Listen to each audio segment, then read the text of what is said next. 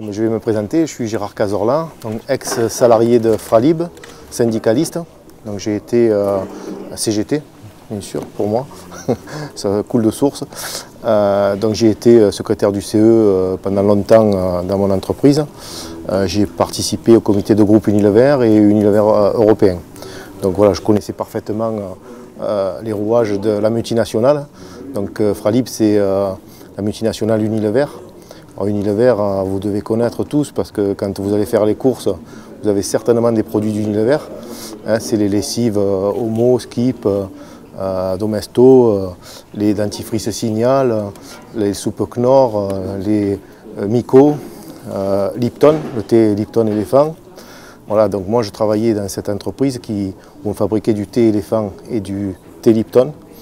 Le thé éléphant, c'est une marque française qui est née à la rue Curiole à Marseille, il y a plus de 120 ans aujourd'hui, et donc qui est une marque franco-française qui est vendue en plus qu'aux consommateurs français.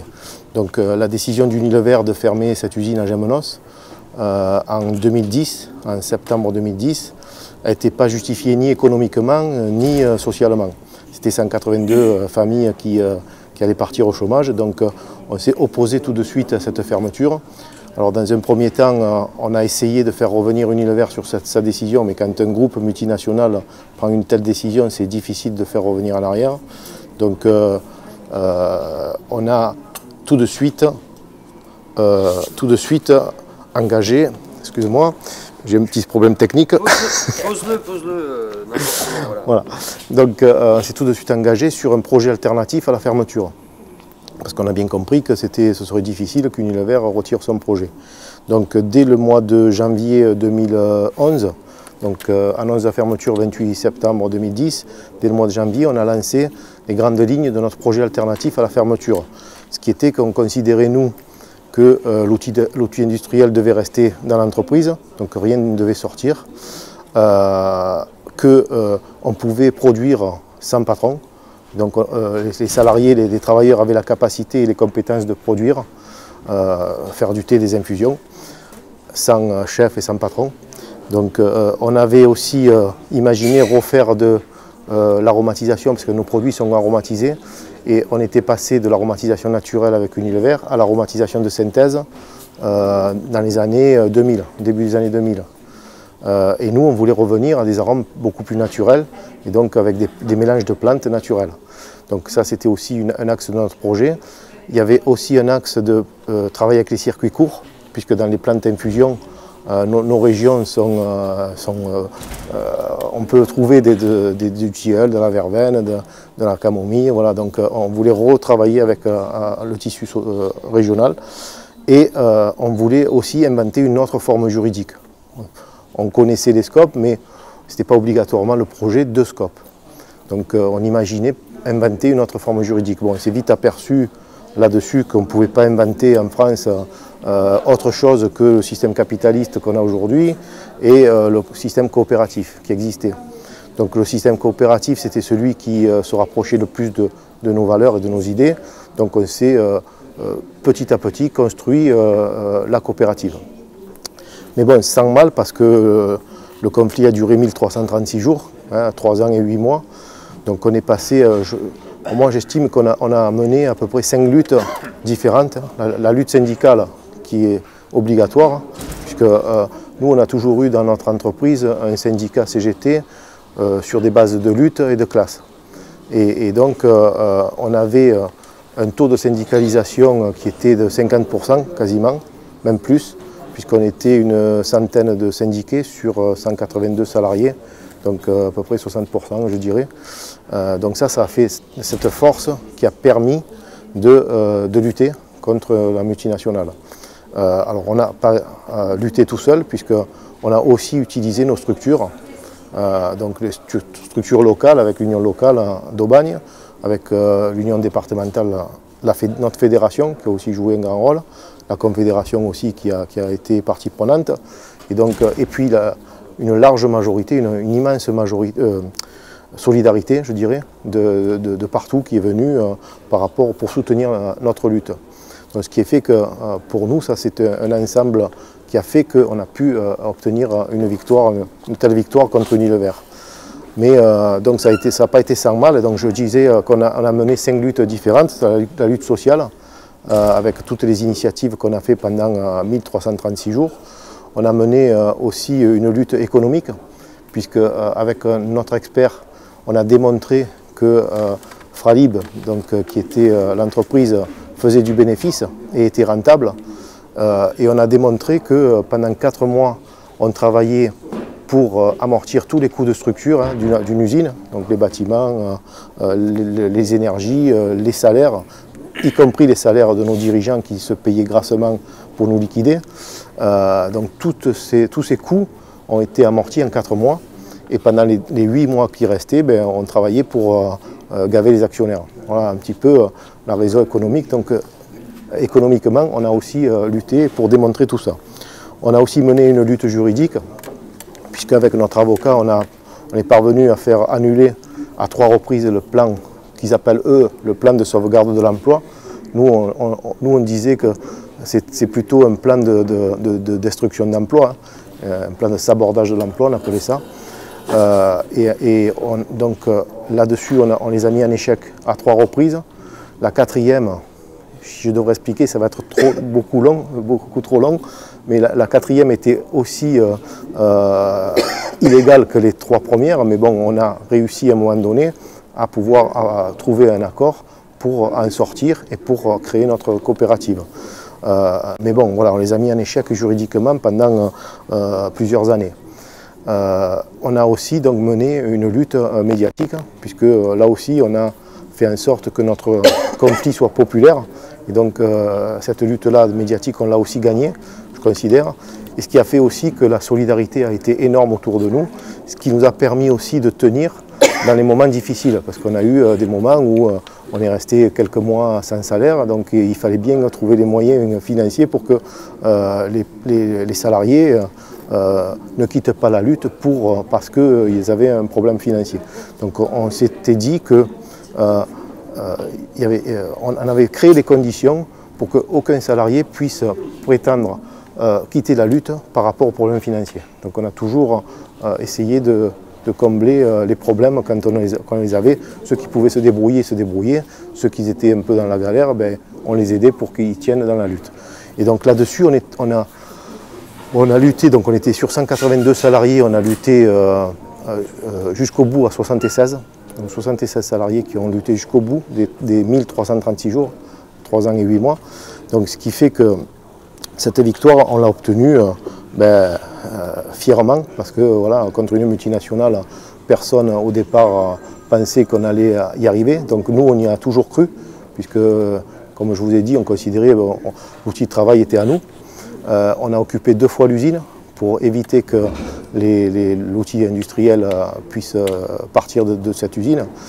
On a eu des expériences avec d'autres luttes qu'on a pris en compte, c'est-à-dire nous on a pris en compte la lutte des Nestlé à un moment donné, à Saint-Menet, quand Nestlé voulait fermer cette usine. Donc les copains sont battus, ils ne sont pas allés sur le même chemin que nous parce qu'ils ont pris un repreneur, ils ont trouvé un repreneur, mais ils ont quand même conservé leur emploi à un moment donné. La lutte des Lustucru aussi, à Arles, qui avec l'inondation, ils en ont profité pour la fermer. Les copains avaient développé un projet de scope, et donc là ça n'a pas marché. Et donc toutes ces expériences-là nous ont servi aussi à nous pour lutter, et j'espère que notre lutte à nous va servir à d'autres pour s'inspirer de ce qui s'est passé et d'en tirer les enseignements. Parce qu'aucune lutte n'est égale. C'est tout, voilà, par rapport aux hommes, par rapport à la situation, c'est complètement, on ne peut pas calquer une lutte sur une autre. Je vous pose une question. Est-ce qu'il y a eu des renvois abusifs? Est-ce qu'il y a eu des renvois d'ouvriers abusifs? C'est-à-dire sans raison quand Pendant la lutte avant la lutte. Avant la lutte. Mais non, enfin. Vous avez dit 72 au lieu de 86. Non, 182 salariés, on était au départ. Et on a lutté jusqu'au bout à 76. 76 76. Non mais, renvoi abusif, non. Unilever, ce qu'elle a fait pour faire partir les salariés, c'est qu'elle a mis de l'argent sur la table. Elle a mis, on a fait annuler le premier plan de sabordage de l'emploi. Ouais, de sauvegarde, on appelle ça de sabordage. Donc là, ils n'ont pas eu le temps de mettre en place les licenciements. Le deuxième plan social qu'ils ont mis en œuvre, donc on l'a attaqué aussi en justice, mais là, on a été débouté en première instance et donc ils ont pu mettre en place, ils ont pu licencier les personnes. Donc, et là, quand ils ont licencié les personnes, ils les ont appelés individuellement pour leur proposer 60 000 € pour qu'ils quittent la lutte. Parce que nous, dans les 4 plans sociaux, on n'a jamais discuté d'argent. On n'a jamais discuté d'indemnité. On avait 2 axes de lutte, c'est sauver l'outil industriel et sauver nos emplois. Je peux te provoquer un peu, ça ne te dérange pas? Oui, oui. Parce que là, j'entends justement le récit de toute l'aventure que vous avez eue. Après, moi, je voudrais juste un peu te décaler, là. Parce que là, ça fait peut-être 30 ans, on voit des luttes de syndicats, et tous elles avortent. Donc la vôtre, justement, a eu gain de cause. Et là, je me dis, à ce niveau-là, justement, l'instrumentalisation qui se fait de politique vient mettre une symbolique au syndicat, dit tiens, le syndicat fonctionne toujours. Mais aujourd'hui, si on regarde de près, on voit l'inefficience des syndicats, quoi. Parce qu'il y a un rapport de force qui n'est plus le même. Donc après, je te pose la question, est-ce que tu n'es pas en train de jouer à de suite, par le processus qui s'est engagé, ça n'enlève en rien le travail que tu as fait, ça n'enlève en rien. Non, quand j'ai le travail, je te regroupe, c'est tous les mains. Aujourd'hui, justement, ça sert aujourd'hui, tiens, on dit, tiens, le syndicat, ça fonctionne toujours. Alors que quand on regarde bien, il y a peut-être 8% de personnes qui sont dans les syndicats sont condamnés à faire du théâtre dans la rue et il n'y a plus d'efficacité. C'est une question que je te pose. Oui, non, mais ça c'est le constat qu'on peut faire aujourd'hui de la faiblesse de la syndicalisation en France.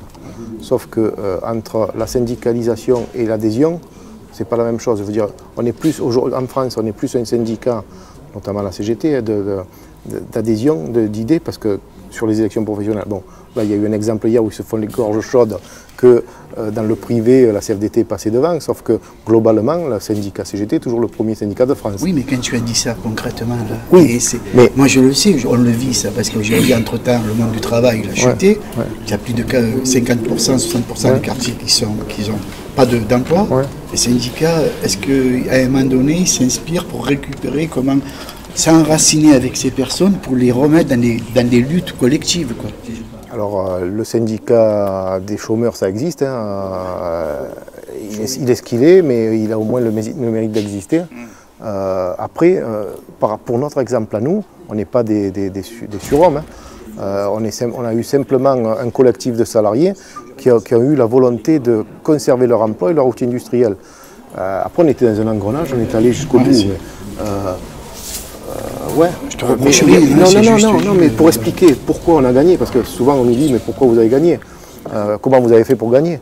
Moi je pense qu'on était dans une situation en 2010 qui était particulière, on a eu un peu de chance et on a peut-être aussi utilisé l'intelligence collective à tous les niveaux parce que je peux te dire que les journées, les nuits de réflexion en commun pour essayer de trouver la bonne stratégie, s'il arrivait qu'on gagnait au tribunal, s'il arrivait qu'on perdait au tribunal, on avait toujours une initiative pour rebondir, pour pas que le moral y basse, parce qu'il y a eu des choses comme ça, hein, des hauts débats.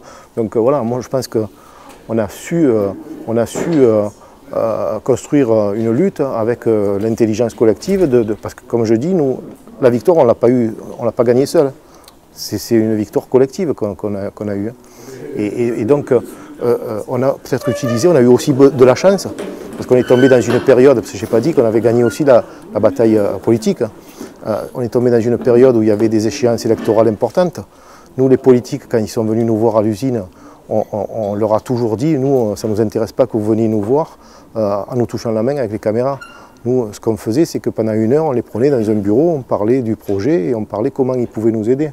Donc on leur a mis la petite caillou dans la chaussure à chacun, y compris à Hollande. Quand il est venu, on a opté, parce qu'on a reçu Montebourg, on a reçu Hollande, on est allé voir Ségolène. Enfin, enfin, nous ont invités, parce que c'est jamais nous qu'on leur a demandé de venir, hein. C'est eux qui sont venus. Donc dans ces choses-là, ben, on a toujours dit, voilà, on regarde notre projet, nous ce qui nous intéresse c'est comment vous vous positionnez, comment, si vous arrivez aux manettes du pays, comment vous allez nous aider.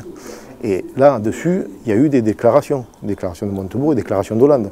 Et ceux-là, ils ne sont pas tombés dans l'oreille d'un sourd et on les a fait chier, je dirais, et on les a emmerdés jusqu'au bout pour qu'ils assument leurs responsabilités. Ça n'a pas été facile de leur faire assumer les responsabilités. Et voilà, donc tout ça a fait que, voilà, on l'a gagné, mais on n'est pas exceptionnel. Ouais, moi je voudrais discuter en fait de maintenant que vous vous êtes organisé de façon différente. Est-ce que vous pouvez nous expliquer les enjeux autour du bonheur au travail? En fait, vous m'avez dit en off tout à l'heure que vous êtes plus heureux qu'avant, mais qu'il y a aussi des difficultés. Et je voulais que vous nous parliez de pourquoi vous êtes plus heureux qu'avant et c'est quoi les difficultés de cette nouvelle organisation du travail. Alors, bon, il a fallu apprendre beaucoup de choses, hein. Moi, je pense aussi que ça fait partie de l'émancipation du travailleur, parce que mettre en œuvre une entreprise comme Fralib, comme ex-Fralib, je veux dire, on a une usine énorme, il faut faire tourner cette usine. On savait que nous, on avait les compétences pour faire tourner les machines, faire des sachets de thé, mais on avait des compétences qu'on n'avait plus. Donc il a fallu aussi chercher pour certaines à l'extérieur, comme le commercial, parce que nous, on n'était pas... on ne savait pas ça, comme le marketing, ça on est allé aussi chercher à l'extérieur, mais ce qu'on a pu gérer en interne, ben on l'a géré en interne. Il y a des copains ils ont changé de travail, ils sont passés de techniciens, de machinistes à la logistique, à la compta, par rapport aussi à leur cursus scolaire, hein, et ce qu'ils pouvaient faire. Et puis la formation qui a aidé à les mettre en œuvre. Donc, et ça, on n'a pas forcé, je veux dire, ça s'est fait naturellement. Il y a des personnes qui, par rapport à leur cursus scolaire, par rapport à leurs compétences qu'ils avaient avant, se sont positionnées quand il y avait un besoin. Et ça, on n'a forcé personne et ça s'est fait naturellement et heureusement, et c'est bien, c'est mieux. Mais bon, voilà, donc ça a été compliqué, ça a été quand même un plan de formation qu'on a mis en place qui était important, puisqu'on avait tiré aussi de l'État 500 000 € sur le plan de formation sur 2 ans.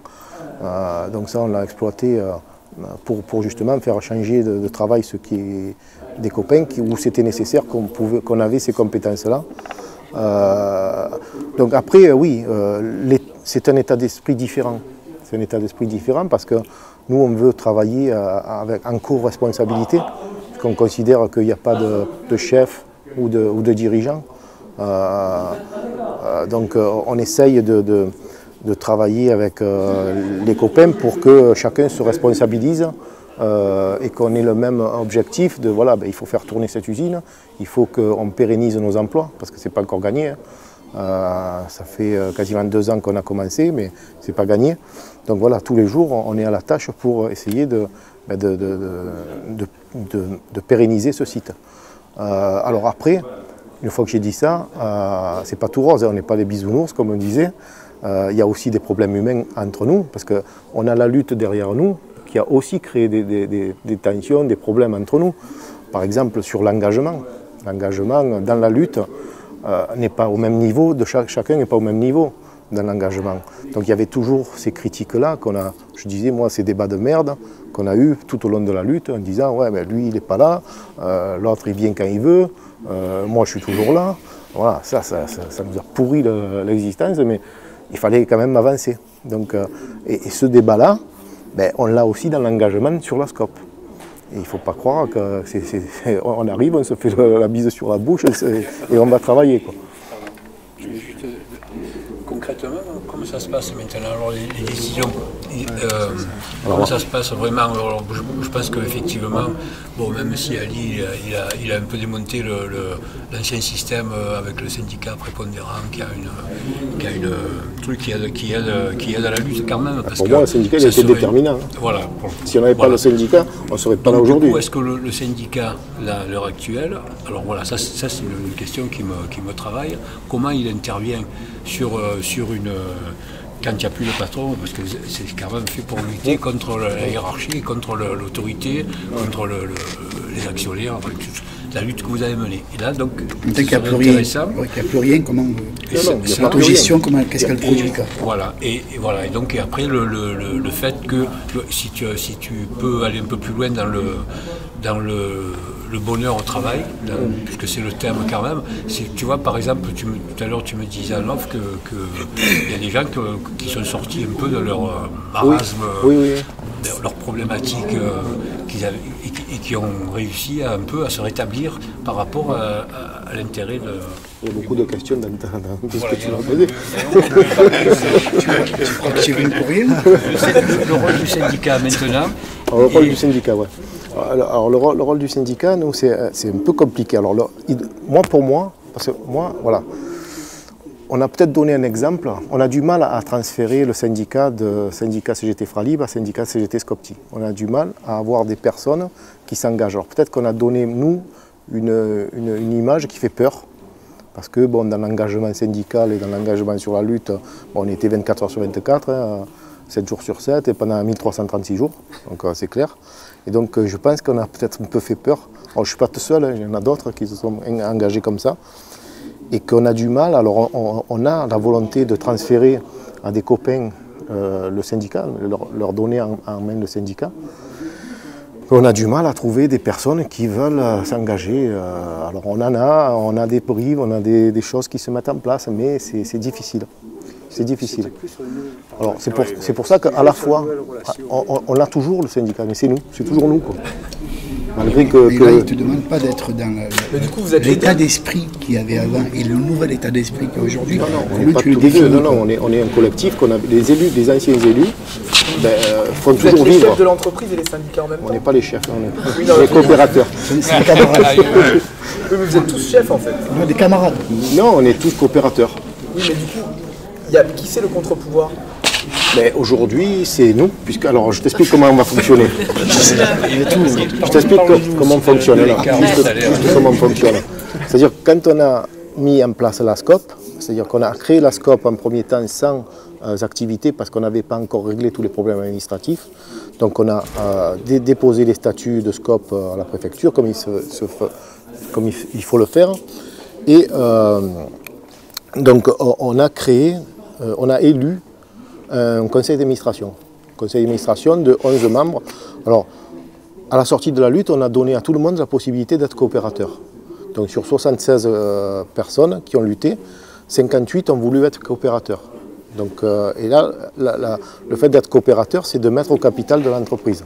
Donc on a décidé tous de mettre 3 000 € chacun dans le capital de l'entreprise.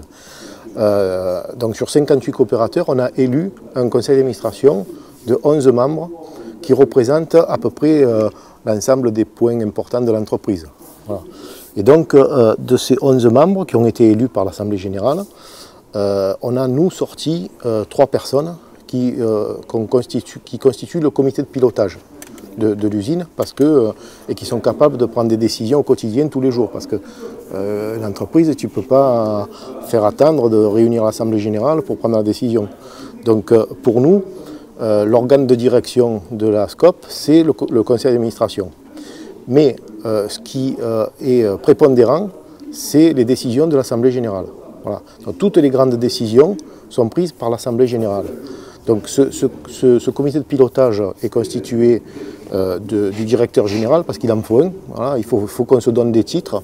À la sortie du conflit, on ne savait pas nous, mais il fallait qu'on se donne des titres. Donc on a pris nos responsabilités. Comme on les a pris pendant la lutte, on continue à les prendre aujourd'hui. Donc il a fallu un directeur général. On a mis un directeur général délégué. Donc lui, il a gardé le titre de délégué, c'est Olivier Berquier. et moi-même qui suis président du conseil d'administration. Voilà. Et ça constitue pour nous le comité de pilotage, où on est capable de prendre des décisions quotidiennement, journalièrement, mais qu'on doit aussi rendre compte au conseil d'administration. Et quand il y a des grosses décisions, par exemple la politique salariale, le choix du commercial, le choix du marketing, le choix de la marque, tout ça c'est l'Assemblée générale qui a décidé par vote. Exemple pour la politique salariale. Qu'est-ce qu'on a fait pour la politique salariale? C'était quelque chose d'assez attendu et les discussions ont été longues et difficiles. Donc ce qu'on a fait, c'est qu'on a discuté en Assemblée Générale à plusieurs reprises, mais ça on avait le temps, c'était avant la lutte et juste la transition de la SCOP. De quelle politique salariale on allait se donner. Donc, il faut savoir qu'on avait 3 choix. On avait déterminé 3 choix. Le choix de conserver nos salaires qu'on avait avec Unilever, sans la prime de nuit, puisqu'on ne faisait pas la nuit, on considérait qu'on n'allait pas faire les nuits. Donc on avait la possibilité de reconstituer nos salaires avec Unilever sans la prime de nuit et sans la prime d'ancienneté, puisqu'on repartait à 0. Donc sachant que l'inconvénient, c'est qu'avec Unilever, système capitaliste, on était payé au mérite. Et donc au mérite, ça veut dire que pour un même travail, un même travail côte à côte, 2 salariés qui faisaient la même chose, pouvaient avoir un écart de salaire de 15 à 25%. Ah oui, c'est ça. C'est ça le mérite. Pour eux, c'était plus à la tête du client qu'autre chose. Et si tu étais contestataire, ben, tu restais... mais bon, c'était comme ça.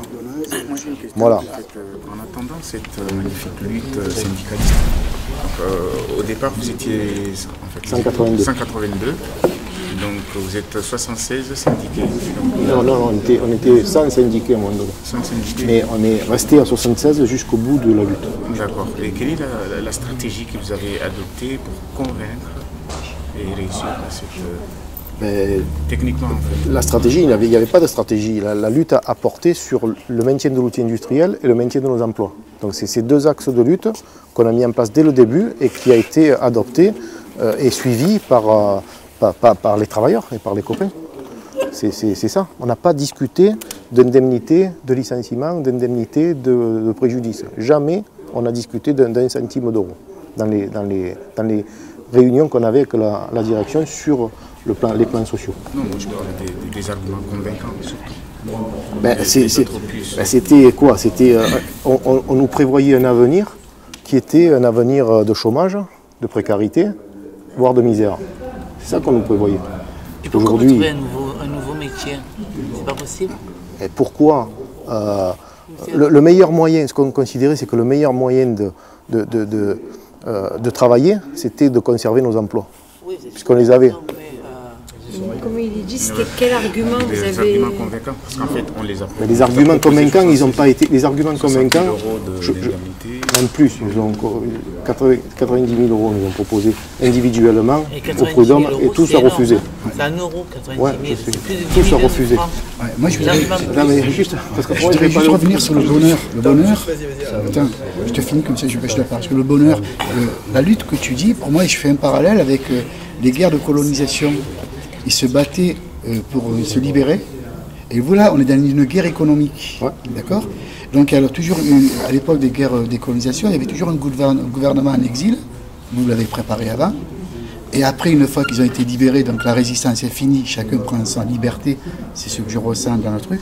Et là, on est dans la phase. Et après, quoi. Vous pouvez expliquer que ça a marché et d'autres ça n'a pas marché alors qu'ils sont organisés comme vous. Parce que moi je considère qu'on avait...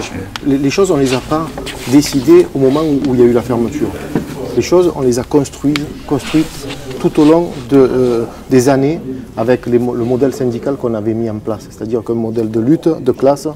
Voilà. Nous on n'avait pas, avec la direction, quelle que soit la direction, on n'était pas des partenaires sociaux. Nous on était des adversaires de classe. Parce que voilà, le mot partenaires sociaux, pour moi, ce n'est pas du syndicalisme.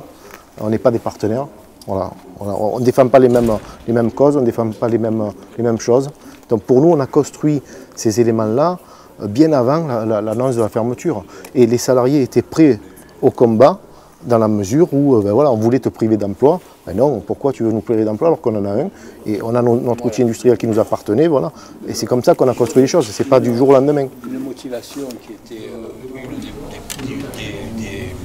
des motivations de base qui pouvaient amener à ça, c'était que économiquement, vous aviez compris que c'était viable. Oui, aussi. Parce qu'on a aussi démontré... C'était une casse encore de l'emploi. On a aussi démontré bien avant que le coût des salaires, parce qu'on dit que les travailleurs sont des coûts. Partout où vous allez dans les entreprises, vous êtes un coût, il faut diminuer les coûts et c'est sur vous qu'on tape.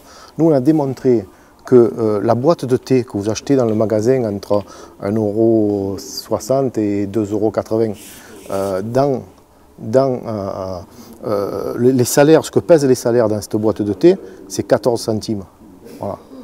Voilà ce que réellement on coûte à l'entreprise. Alors je parle de ça quand on était avec Unilever et qu'on faisait 2 milliards de sachets. Aujourd'hui, ce n'est pas le cas. Aujourd'hui, les salaires, ils dépassent largement les trucs. Je veux dire, voilà. Donc quand on démontre ça et que la direction ne nous démontre pas qu'on a tort. Donc les salariés, quand ils savent ça, ben, attends, tu veux me priver d'emploi pour aller travailler en Pologne, pour gagner 4 ou 5 centimes dans une boîte de thé, et j'accepte pas, quoi. Voilà. Oui, mais alors, un thé avec une marque anglaise, c'est provençal. Un thé avec qui s'appelle Lipton, si c'est fait en Provence, c'est provençal en fait, c'est anglais. Mais non, mais aujourd'hui, elle est faite en Pologne. Ah. C'est ça que je voulais savoir. Et elle est vendue qu'aux consommateurs français, le thé éléphant. Ouais, juste moi, je voudrais qu'on revienne au sujet. Je suis têtu. Oui. C'est quoi le bonheur au travail pour vous, à Fralib aujourd'hui? Pour moi, le bonheur au travail, c'est qu'on n'a pas de chef ou de garde-chourme derrière le cul, qu'il faut qu'ils te disent ce qu'il faut que tu fasses, qu'ils prennent les décisions et que tu ne sais pas d'où elles viennent, et qu'il faut que tu appliques comme un bourrin, sans savoir. Donc là, aujourd'hui, quand on fait un boulot, ben, on sait pourquoi on le fait, on a les informations, et on est tous concernés. Pour voilà ce que je disais, pour la pérennité du site. Ça, c'est une chose.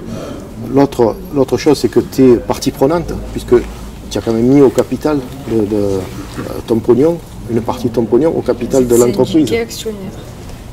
On est syndiqué, moi je suis toujours syndiqué. Et actionnaire. Le mot actionnaire ne nous convient pas. Oui, mais vous avez des parts dans l'entreprise sur les bénéfices. On a des parts sociales. On a des parts sociales. Économiques, pécuniaires. Oui, puisqu'on met des parts sociales. Actionnaire social, si vous voulez. Si tu veux, mais nous actionnaires, on n'aime pas. On n'aime pas ce terme. Donc d'ailleurs, on a décidé dans la SCOP de ne pas rémunérer les dividendes. On ne distribuerait pas de dividendes. Voilà. Nous, dans nos statuts, on a 3 choses. Si on fait des bénéfices, parce que ce n'est pas encore le cas, aujourd'hui on fait des pertes. Donc si on fait des bénéfices un jour, c'est qu'on va les distribuer un pourcentage pour les salariés, qui revient aux salariés, sous forme de participation aux bénéfices. Ce n'est pas des actions. Une autre partie qui sera consacrée à l'investissement, et une autre partie qui sera consacrée à la réserve au cas de difficultés. Voilà comment... Alors d'habitude, on ne refile pas aux salariés, ça va qu'aux actionnaires ou aux dividendes. Non, on refile aux salariés parce que c'est une obligation par rapport à la loi. Oui, mais c'est très peu. C'est clair qu'ils filent les miettes. Et le plus gros part aux actionnaires. C'est humiliant s'ils filaient rien. Est-ce que dans le... Maintenant, après, la victoire, la lutte, tout ça, bon, je pense qu'il y a des embauches ou des trucs qui peuvent permettre aussi de se dire que ça marche. Bon, je ne sais pas si tu me dis si je me trompe, mais en tout cas c'est le but. C'est d'essayer de faire du volume, donc de créer de l'emploi. Mais est-ce que les rapports, moi, ce que je pense que j'essaye de dire ça un peu, dans les rapports, est-ce que tu sens qu'il y a eu quand même une amélioration par rapport à l'ancien régime, on va dire, parce que par rapport à le vivre ensemble dans une boîte, c'est vachement important pour ton moral quand tu vas travailler le matin, tu te lèves, voilà, je crois que c'est là-dessus qu'on peut essayer de... Peut-être que c'est pas évident de le dire parce que... Non, mais c'est ce que je disais, donc... Ce que je disais, c'est notre état d'esprit, c'est voilà, un partage de la responsabilité. C'est sûr qu'on n'est pas dans on a des conditions de travail qu'on décide nous, hein, on a des horaires qu'on décide nous, on a des salaires qu'on a décidé nous. Donc tout ça, ça participe au bien-être, au travail. Non, c'est pas évident, non, parce que malgré ça, cet état d'esprit-là qu'on essaye de mettre en place, il y a quand même aussi des difficultés, parce qu'il y a, voilà, il y a le passé, il y a les problèmes humains, ben, ils y sont toujours. Hein. Voilà, les chamailleries, les choses comme ça existe aussi. Donc il faut gérer ça de la meilleure manière. On a aussi des copains qui sont dans un état physique avec des maladies que si on n'avait pas créé la SCOP, aujourd'hui ne travailleraient pas. Ça a été même reconnu par la médecine du travail. Voilà, on a des copains ils ont une pathologie importante et on a aménagé des postes et changé de travail pour eux, pour qu'ils soient justement bien au travail et qu'ils puissent exercer un boulot. Et ça, on en a quelques cas, on en a au moins 3 ou 4 qui sont comme ça. Et même le docteur du travail nous dit, écoutez, c'est intéressant ce que vous faites parce que si aujourd'hui ces gens ne travailleraient pas ailleurs, ne pourraient pas travailler ailleurs. Ils sont pris dans un contexte... Voilà, on prend en compte l'être humain, on prend en compte le travail, on prend en compte tout ça. Après, voilà, c'est nous qu'on a décidé de toutes nos orientations, de notre, comme je dis, de notre salaire, de notre condition de travail, de nos horaires. Je crois que c'est le plus difficile, c'est quand on rejette un système, c'est de le reproduire d'une façon ou d'une autre. Bien sûr, alors... C'est-à-dire un système qui t'écrase et qui abolit l'homme, tout ce qu'il peut y avoir. Si, alors, en le chassant et en le mettant en dehors, on le reproduit, parce que c'est souvent, il y a beaucoup de trucs qui sont reproduits comme ça, même si on ne le sait pas, inconsciemment, on reproduit les mêmes systèmes. Et donc là, c'est des preuves qu'effectivement... Après, on n'a pas tout rejeté. Avec Unilever, on avait quand même un savoir-faire qu'on a conservé. Hein. Je veux dire, on n'a pas tout viré. Ce qui a été bien, à un moment donné, on l'a quand même gardé. Mais on a refondé tout le reste. Et par rapport au comité de pilotage, à chaque fois, ça se renouvelle. Comment ça fonctionne, la prise des décisions? Parce que là, vous avez dit qu'il y a une assemblée générale, et après les comités de pilotage, la prise des décisions... Oui, parce qu'on a été mandaté pour ça. Hein. Mais aujourd'hui, on n'a pas... depuis 3 ans à peu près qu'on fonctionne comme ça, dans 2 ans de production, on n'a pas pris de décision qui a été recalée par le conseil d'administration et l'assemblée générale. Pour l'instant, voilà, les petites décisions qu'on a prises ont été validées à chaque fois. Après, comme je dis, les grosses décisions, ce n'est pas nous qu'on décide, c'est l'assemblée générale. Là, ça marche avec la majorité, avec comment sont les mécanismes? La majorité, oui. On passe au vote quand il y a la nécessité, c'est à la majorité.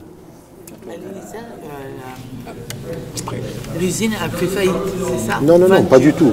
Non. L'usine a été rentable, profitable. Et ils ont décidé, la multinationale a décidé de fermer pour faire un peu plus de fric parce qu'ils allaient envoyer notre production en Pologne pour économiser une structure d'usine et pour gagner sur les salaires polonais. Dernière question. Vous devez avoir un rapport un peu valorisant parce que vous participez vraiment à toute la conception et en même temps à la revente et tout, et vous regagnez, comme maintenant tout est saccadé, on participe qu'à une étape de la chaîne, les maillons, et là ça doit être valorisant et redonner du corps au savoir-faire, à l'artisan, et en même temps vous avez une mainmise sur le produit, vous n'êtes pas juste à le fabriquer, vous le valoriser, vous le diffuser. On a créé des marques, on a créé des produits. Mais on peut retrouver une certaine maîtrise et dignité face à son travail. Ah oui, tout à fait. C'est une fierté pour nous, même si aujourd'hui c'est difficile, si on n'a pas encore gagné cette bataille-là, parce que c'est une nouvelle bataille. On n'est pas encore périn, on ne dégage pas encore des bénéfices. Voilà. Mais on a tout reconstruit, ça a été un apprentissage énorme pour tout le monde, une émancipation importante. Et bon, tout ce qu'on fait, on l'a décidé ensemble et c'est valorisant. C'est quelque chose de partie prenante, on est partie prenante de ce qu'on fait. Quoi. Il n'y en a pas qui s'en foutent. Comme avant, on nous disait il faut faire ça, bon, on s'en foutait. C'est eux qui décident, ils ne t'expliquent rien, il faut faire, appliquer. Bon, tu le fais. C'est moderne, quoi. Tu sors des boulons, voilà. Tu t'en fous après le reste. Aujourd'hui, on est conscient, on est partie prenante. Voilà. C'est ça ce que moi je me rappelle la première fois que je suis venu au usine. Oui, l'aromatisation de synthèse. Quand tu ouvres la boîte, il faut que tu aies l'odeur d'un truc, mais c'est synthétique, c'est pas un produit naturel. Donc c'est ce qu'ils ont. Nous, on a voulu recadrer sur les produits naturels, notamment sur la marque Scopti, l'achat de matières premières en France, le cartonnage en France, voilà, tout ça on a recréé. C'est à la fois une fierté, une émancipation, et puis voilà, on travaille pour quelque chose. On ne travaille pas pour rien, quoi. À l'époque, avec Unilever, tu travaillais parce que tu venais chercher ton salaire parce que voilà, tu étais payé pour travailler, pour faire ton boulot. Concerné, donc je pense que le travail est mieux fait. Bien sûr, le travail est certainement mieux fait. Et parce qu'on connaît toute la chaîne, quoi. On connaît tout. Après, ça ne veut pas dire aussi, il y a des copains qui ont besoin de hiérarchie. Bien sûr. Nous, on ne veut pas de hiérarchie, mais il y a des gars qui ont besoin de hiérarchie. Bon, après, tu vas me dire, tu as passé 30 ans, 35 ans avec un système capitaliste. Et dans ces cas-là, comment gérer ça? On essaye de les responsabiliser, de dire, mais putain, tu n'en as pas besoin, quoi. On a démarré avec, c'est un exemple, où tu as une ligne de production, où on disait, voilà, chacun a son boulot. On sait que le mec, il sait faire marcher la machine, l'autre, il sait la réparer. Donc, voilà, on avait tant de production à faire, voilà, allez-y, faites la production, tu vois. Et on a vite compris que ça ne marchait pas bien, parce que les mecs, il y en a qui ne se situaient pas, ils ne savaient pas où se situer, faire quoi. Donc, il a fallu qu'on fasse des plannings. Donc on fait un planning par semaine pour positionner les gars là où il faut qu'ils soient, ici et là. Et ça, il y en a qui en ont besoin. Il y en a qui n'ont pas besoin, c'est naturel, ils vont, dès qu'ils rentrent dans l'usine, ils vont sur leur machine, ils font ce qu'il faut faire. Il y en a qui sont là, mais où je vais? C'est plus largement, même si on voudrait que des leaders, des loups, il y aura toujours des personnes qui resteront dans la position, pas moutons, mais qui ont besoin. Voilà. Je ne sais même pas s'il faut les condamner, quoi. Non, mais il ne faut pas les condamner. Il faut en tout cas, leur dire, vous avez le choix. Il faut qu'ils changent d'état d'esprit, il faut les faire évoluer, mais après, avec le temps, il y en a qui ont évolué tout de suite, il y en a qui ont du temps pour évoluer, il y en a qui évolueront jamais. Par exemple, nous, on est considérés comme la direction. Il y en a qui nous considèrent comme la direction. Alors que c'est pas... Hein? Les gens qui viennent de l'extérieur, c'est à vous qui s'adressent. Ben oui, donc ils nous considèrent comme la direction. Il y a des leaders qui émergent. Ouais, oui, je suis d'accord, mais nous ça nous gêne un petit peu, parce que nous c'est pas ça de notre état. Mais bon, comme on a été dans le... Moi je considère que comme on a pris des responsabilités syndicales, on les a assumées. Aujourd'hui on assume ces responsabilités-là, mais pour moi ça n'a rien changé, quoi. Que tu passes de du syndicat, ce que tu as assumé pendant le syndicat, ce que tu assumes aujourd'hui, pour moi, c'est une transition, quoi. Il reste rebelle parce qu'il veut toujours partager la responsabilité avec l'autre. Même si on vous considère comme, vous rappelez sans arrêt que non, ben oui. Vous n'êtes pas le chef. C'est la bataille qu'on a aussi, en disant, putain, il y en a qui plaisantent en disant patron, tu vois. Il y en a qui plaisantent, mais bon, quand on me dit patron, moi ça me rebute parce que je suis pas un patron. C'est venu par votre esprit combatif. C'est venu par nos valeurs. On a des valeurs où nous, on n'est pas des exploiteurs d'autres personnes. Nous, voilà. On n'est pas dans le capitalisme. Mais c'est pour ça que je voulais demander, est-ce que ça se change, ces comités de pilotage, ou ça reste... Oui, ça peut se changer. Alors, nous, nos postes qu'on a aujourd'hui, alors on est élu pour 4 ans dans les statuts, mais on est révocable à tout moment. C'est-à-dire qu'aujourd'hui, on fait une connerie où on n'est pas en phase avec l'Assemblée générale, ou la politique qu'on a tracée, ben on peut nous changer, il n'y a pas de souci. Voilà. Par contre, on n'est pas viré. On est toujours dans la scope, mais on va changer de poste. On n'est plus au poste de directeur, de président, mais on va sur les machines. C'est l'Assemblée générale qui le décide aussi. C'est ça. L'Assemblée générale qui est souveraine sur toutes les décisions politiques. Qui se sont battus et ils se battent toujours. Comment? Je me demandais qu'est-ce que c'était pour en parler. Alors je dis, c'est comme si... Voilà. Alors après, il y avait une autre question que je n'avais pas répondu, je pense. J'avais commencé, mais après c'est interactif. Donc, c'est ça, ouais. C'est sûr qu'après... Mais c'est une sacrée expérience, c'est quelque chose de vachement enrichissant.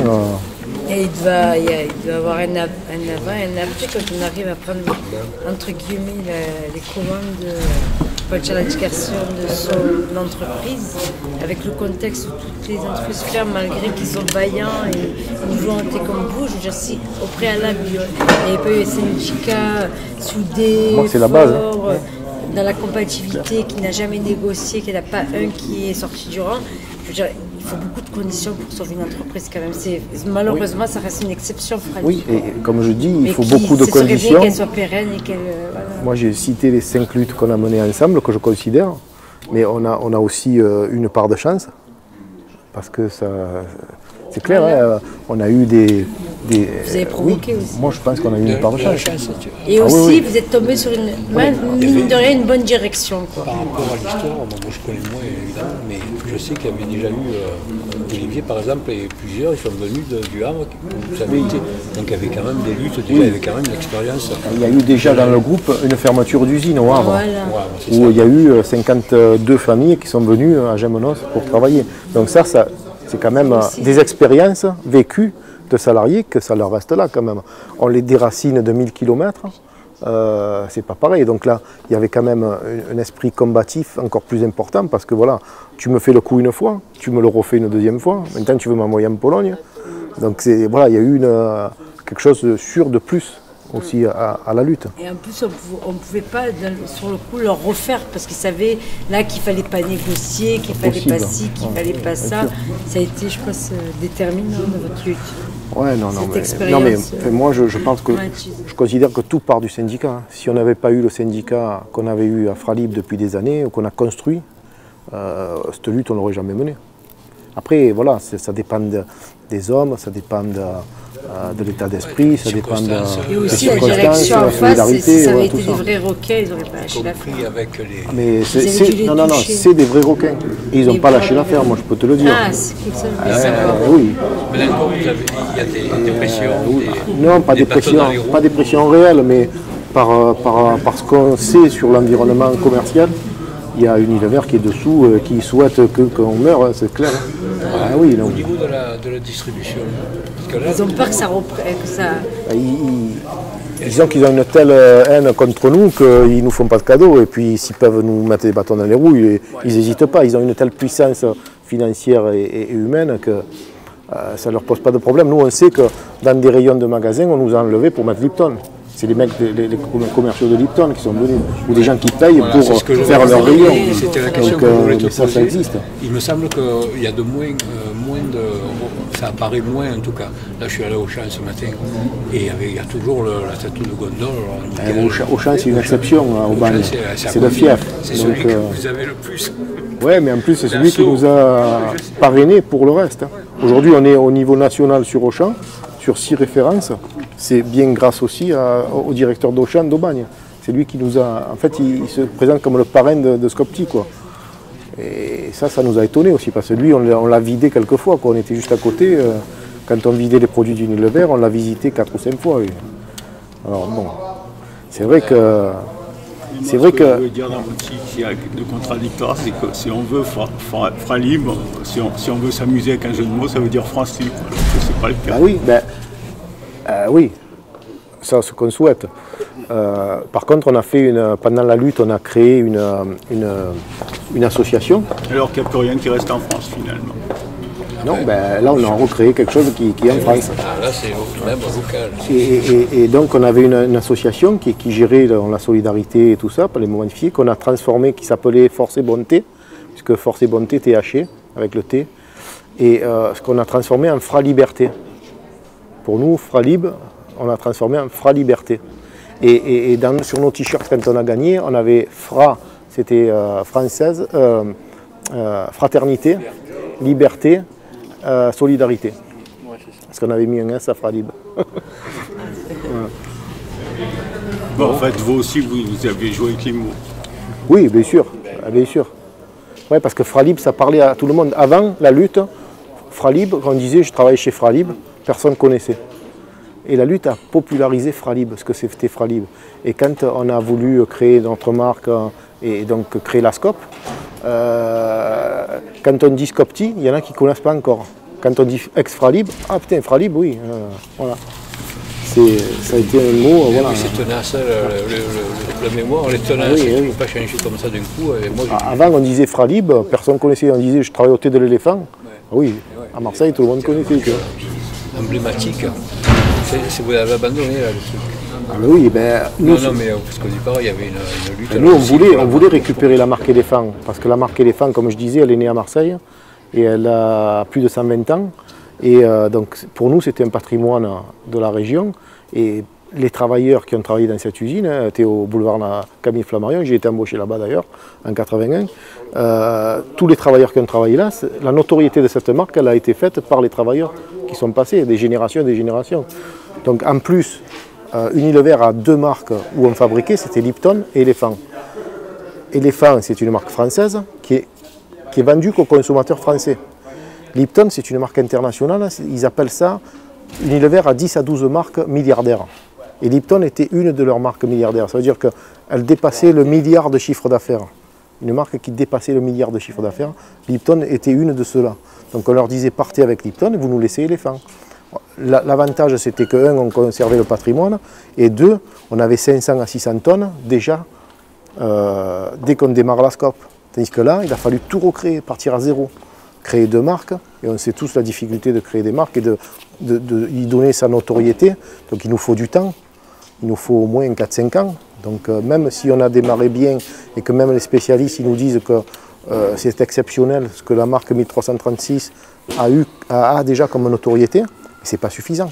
Il faut vendre double, il faut qu'on ait quasiment le double de ventes sur notre propre marque pour arriver à l'équilibre aujourd'hui. Donc ce n'est pas le cas.